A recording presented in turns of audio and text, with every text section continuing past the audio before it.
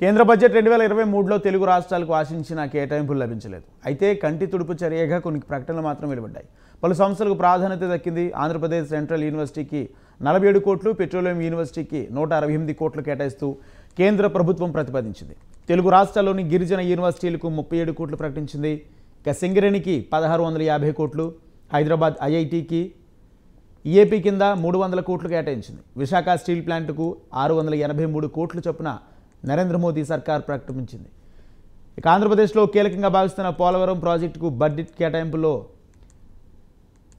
మొండి చేయి చూపించారు. అలాగే ఆంధ్రుల ఆశగా ఎదురు చూస్తున్న రైల్వే జోన్కు నిధులు కేటాయించలేదు. మంగళగిరి, బీబీనగర్ ఎయిమ్స్తో పాటు దేశంలోని 22 ఎయిమ్స్ ఆసుపత్రులకు 6835 కోట్లు కేటాయించినట్లు బడ్జెట్లో పేర్కొంది.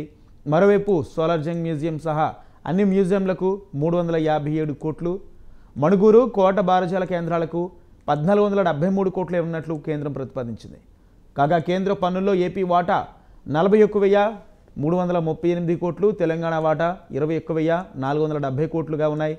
ఈ గణాంకాలను చూస్తే తెలుగు రాష్ట్రాలకు పెద్దగా కేటాయింపులు జరగలేదనే విమర్శలు వ్యక్తమవుతున్నాయి.